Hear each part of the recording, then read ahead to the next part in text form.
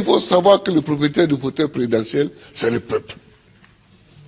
Il faut toujours savoir ça, que c'est le peuple. Tu as beau être ce que tu es, si tu ne sais pas que c'est le peuple,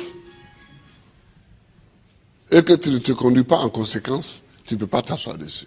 C'est tout ça que moi j'ai envie que les Africains sachent. Et puis, il faut aimer son pays, il faut aimer l'Afrique.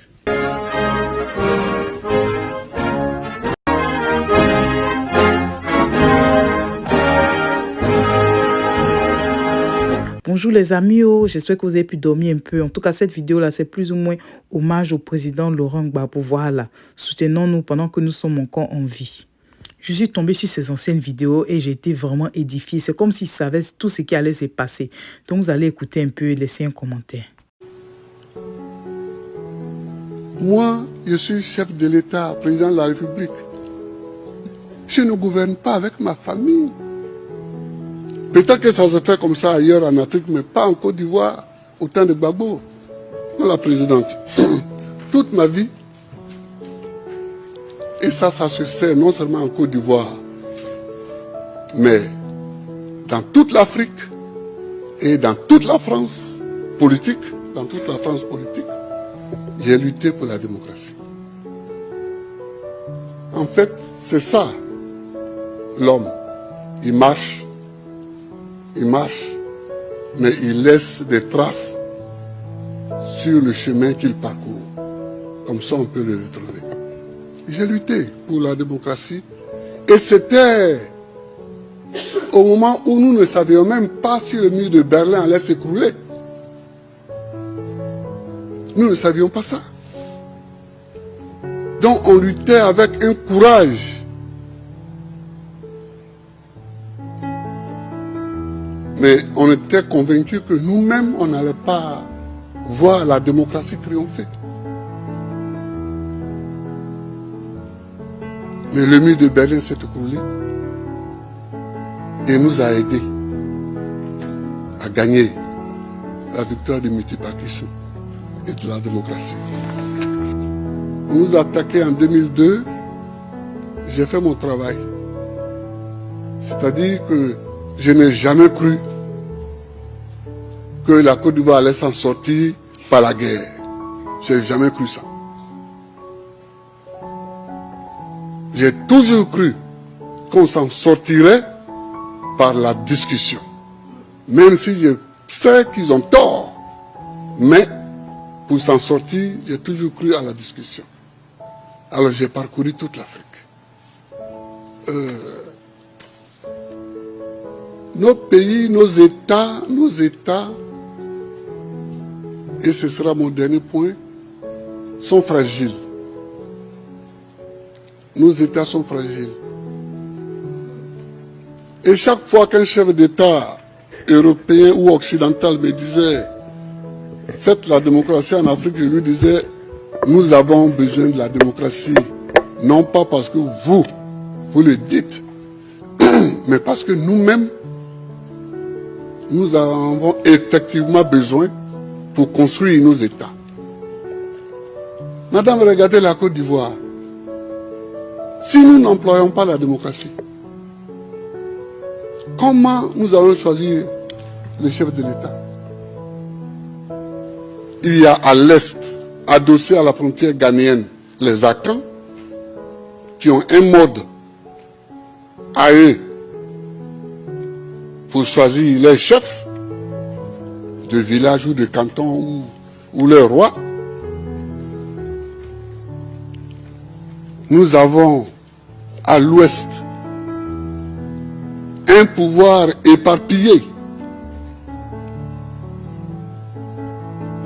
Nous avons au nord les Malinqués islamisés qui se regroupent autour des mosquées et à côté d'eux les Sénoufos qui se retrouvent dans les bois sacrés. Quel mode électoral allons-nous prendre?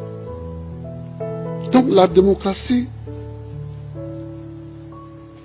nous aide parce que elle fait tabula rasa de tout cela et elle donne à chaque individu considéré comme citoyen une voix. Mais la démocratie, ce n'est pas seulement le vote. C'est qui dit le vote. Qui dit le résultat du vote. C'est ça aussi la démocratie. La démocratie, c'est le respect des textes, à commencer par la plus grande des normes en droit, qui est la Constitution. Qui ne respecte pas la Constitution n'est pas démocrate. Je souhaite que tous les Africains qui me soutiennent, ils sont dans leur pays en train de manifester, en train de marcher, tous ces Africains-là, qu'ils comprennent que le salut pour les États africains, c'est le respect des constitutions que nous nous donnons et des lois qui en découlent. Je vous remercie, madame. Un discours même, il ne sait même pas, il n'y a rien à dire. Président, un simple passeport, on ne peut même pas te donner. On ne peut même pas te donner, alors que c'est toi-même qui es éliminé à faire des cartes de séjour. Mais Gbagbo Laurent n'est pas en Côte d'Ivoire. Quelle est la situation aujourd'hui de la Côte d'Ivoire? Qu'est-ce qui se passe en Côte d'Ivoire? Quelle est la situation sociale? N'y a-t-il pas une grange sociale? Les Ivoiriens ne sont-ils pas mécontents? Qu'est-ce qui se passe réellement en Côte d'Ivoire? Est-ce qu'ils ont besoin, le juge là, est-ce qu'il a besoin de choses? Il n'a qu'à suivre l'actualité pour comprendre ce qui se passe. Alors, je termine. Ouattara vient de déclarer officiellement devant le monde entier qu'il reconnaît la force et la puissance indéniable de Laurent Gbagbo. Ouattara vient de reconnaître que si Laurent Gbagbo rentre en Côte d'Ivoire, lui, Ouattara, il perd son pouvoir. Ouattara reconnaît que Laurent Gbagbo, par sa seule présence en Côte d'Ivoire, c'est l'arrêt de mort du RHDP. Ouattara reconnaît qu'il a échoué à réconcilier les Ivoiriens. Ouattara reconnaît qu'il est incapable de gouverner la Côte d'Ivoire. Ouattara reconnaît qu'il n'est pas à la hauteur du président qu'il devait être, c'est-à-dire un président pour tous les Ivoiriens. Ouattara reconnaît que Gbagbo Laurent est plus une menace pour lui que Bédié. C'est pourquoi il fait tout. Faites une lecture simple. Poulet! La Zambétique, dégagez-vous! Hé, la mémé, qu'est-ce qui se passe? Pourquoi tu es fâché? Qu'est-ce qui se passe? Je vous ai pas. Allez-y gouverner la mouton. Bon. Allez-y gouverner la cabri. Allez-y gouverner la poulet. Vous êtes la poulet. Les imbéciles comme ça, je vous aime pas. C'est un être humain. On gère pas mouton. C'est moi, je parle, je suis d'Atouré. Gbagbo, c'est mon Gbagbo. Après Gbagbo, il n'y a rien. Merci, maman. Tché, la vieille était fâchée. Oh. La vieille était fâchée. L'Afrique est une terre qui a subi tellement d'épreuves. Je ne sais pas si dans le monde, il y en a qui ont subi autant d'épreuves que nous. Les Juifs aussi ont subi beaucoup d'épreuves. Mais nous, les Noirs africains, tout le monde s'est assis chez nous. Esclaves de maison, esclaves de la traite négrière, colonisés, torturés culturellement, parlant les langues des autres. Tout ça, décolonisé. Mais nous, on a des grands combats à mener. Et les grands combats que nous avons à mener, ce n'est pas pour se venger des gens, c'est pour au moins être homme aussi, comme les autres. C'est ça qu'on appelle la dignité. Que quand tu passes, il faut qu'on sache au moins que c'est un homme qui passe. C'est tout. C'est tout ce que nous voulons. C'est tout ce que nous recherchons. On ne cherche pas à dominer ceux qui nous ont dominés hier, à nous venger d'eux, à faire ceci. Non, non, non. On veut qu'on reconnaisse que nous sommes des hommes au même titre que les autres. Mais ça, si nous-mêmes, on ne prend pas les moyens, qu'on est toujours chez eux en train de mendier, et que les gens même, tu vas mettre l'argent chez eux en achetant les bâtiments, et puis eux-mêmes, ils te dénoncent. Que voilà un voleur. Comment? Je vous amène l'argent, vous me dénoncez. Mais je vous amènerai rien. Ah oui, moi quand je vois des chefs d'État africains qui sont dénoncés en Europe parce qu'ils ont investi en Europe, ça me fait pitié pour l'Afrique. Ça me fait pitié pour l'Afrique. Ça me fait pitié pour l'Afrique. Hein? Non, oh, il ne faut pas faire pitié. Il ne faut pas faire pitié. Quand tu passes, il faut qu'on dise que voilà un homme qui passe. C'est tout ce que nous cherchons aujourd'hui, c'est notre combat. Ça. Moi, que si je ne passe pas les vacances en Europe, mais est-ce que je ne suis pas président? Je suis président. Si je mets mon pied sur un sol européen, c'est qu'il y a une réunion à laquelle je dois participer pour que la Côte d'Ivoire gagne quelque chose. Sinon, je cherche quoi chez les autres? Je ne cherche pas quelque chose chez les autres. Si Dieu m'a mis au monde ici, c'est que dans mon environnement ici, il y a tout ce qu'il faut pour que je vive. Mon combat, c'est pour la dignité. C'est pour la dignité.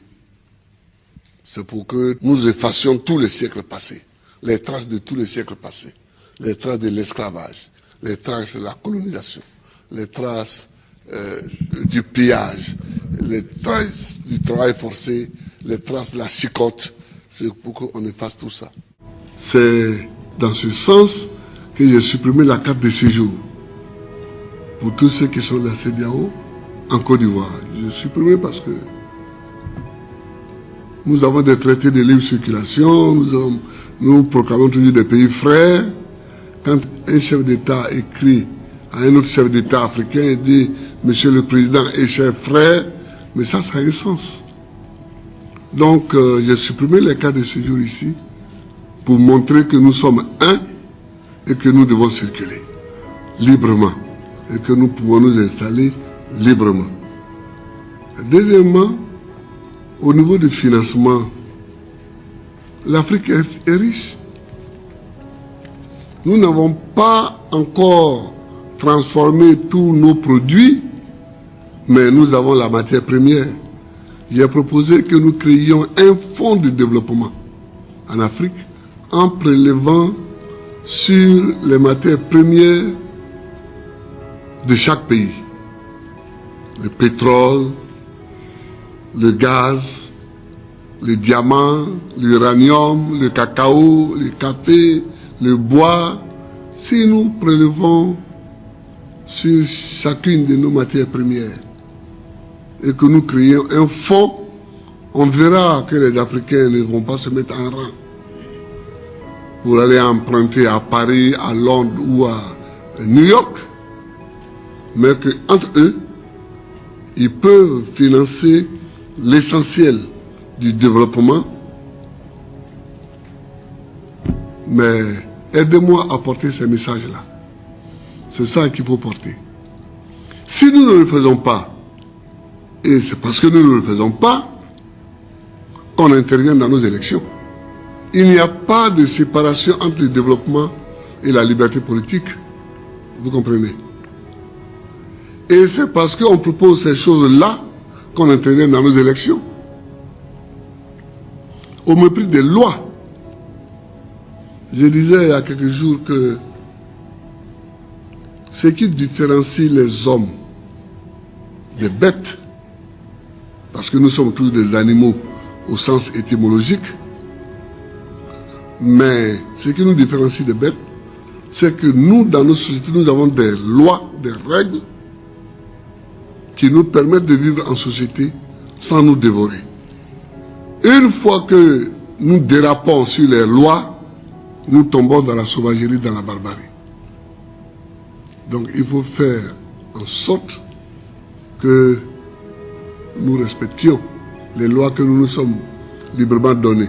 Si nous ne respectons pas ces lois, c'est la porte ouverte pour que tous les loups affamés de l'extérieur s'engouffrent dans la maison.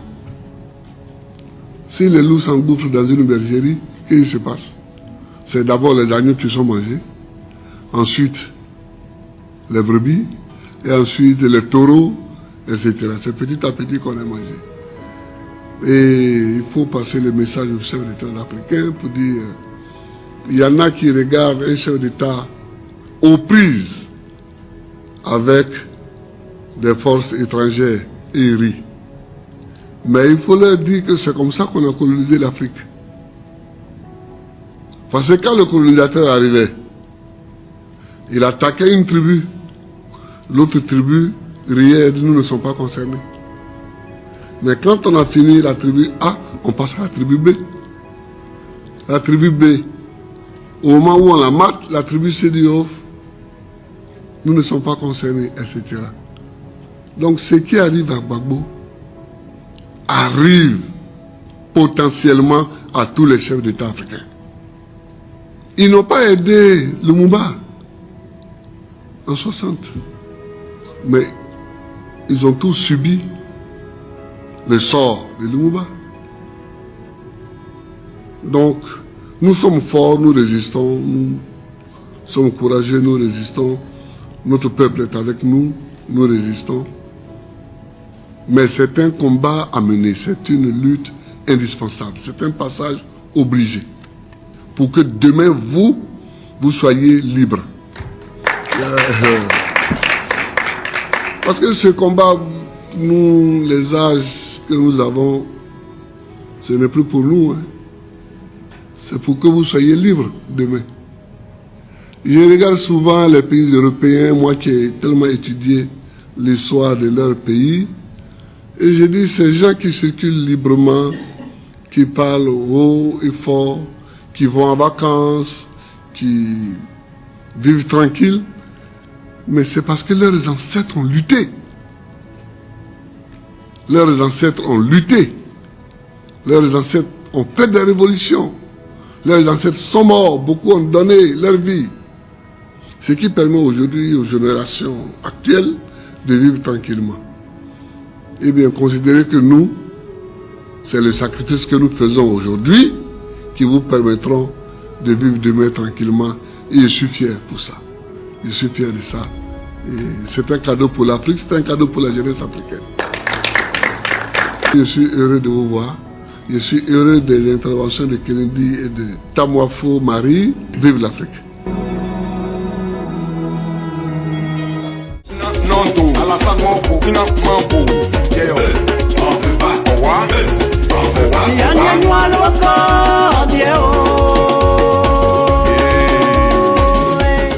Avant de partir, tu as fait 2 mandats, tu as fait 3 mandats. C'est ça nous on veut. Voilà, 2 mandats, 3 mandats. En tout cas, si tu sais que 3 mandats là, ça va créer problème dans le pays, il faut partir. Tu as resté là. On va la faire. On va la faire, et toi-même peut-être ils vont te faire. Parce que les conseillers autour, généralement, et c'est leur intérêt. Merci Imam, merci beaucoup.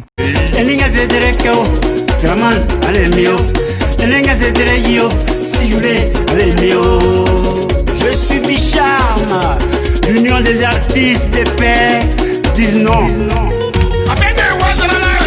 Non, 3e mandat. Allez, 3e mandat. T'as pété les blancs, t'as pété les blancs, t'as pété les blancs.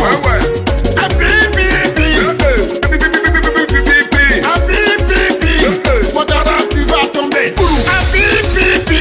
Ouattara, tu vas tomber. Côte d'Ivoire, debout. Ivoirien, debout. On y va. On veut pas ça. Plus jamais ça. 3e mandat, Ivoirien qui donne à ça. On veut pas ça. 3e mandat, Ivoirien qui donne à ça.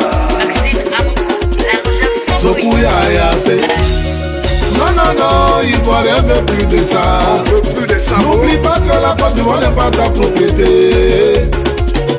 La vie des Ivoiriens ne tourne pas autour de toi. Zoku Yayase, c'est venu avec maman. Même pour repartir, tu veux créer papa. Zoku, tu as déjà fait 2. Si tu aimes la Côte d'Ivoire, 3e là. Fogna. Bodje, Fogna. On veut pas ça. 3e mandat, Ivoirien qui n'aura ça. Fogna. En tout cas, vrai, président, il faut nous, on te demande pardon. Un coca, il faut laisser ça. Laisse ça pour une autre génération. Merci beaucoup pour ta compréhension. Les amis, moi, j'ai été édifié par les différentes vidéos du président Laurent Gbagbo là. Waouh! Un visionnaire. Non, vraiment, merci beaucoup. Au parcours de Laurent Gbagbo, un visionnaire. Vous avez entendu tout ce qu'il a dit, non? Les amis, laissez un commentaire. C'est quelle partie vous avez aimé le plus? Mais moi, j'ai tout aimé même. Mais au début, quand il a dit le vrai propriétaire du fauteuil présidentiel, c'est le peuple, je me suis dit, waouh! Mais voilà le combat là, voilà, c'est ça qu'elle a. Il a parti, mais où il demandait aux pays africains de mettre l'argent ensemble comme tontine. Et puis on ne demande plus l'argent blanc. C'est tout ça là, les Français l'ont vu, c'est son inte, son tcha. On doit les remplacer par quelqu'un qu'on va utiliser. C'est ça, on est là, on est en 2020 aujourd'hui. Ok, les amis, je vous laisse. Et puis rester là, bavader jusqu'à... Ça fait déjà plus de 20 minutes la vidéo là, donc je vous laisse. Ok, on se parle après, bye bye.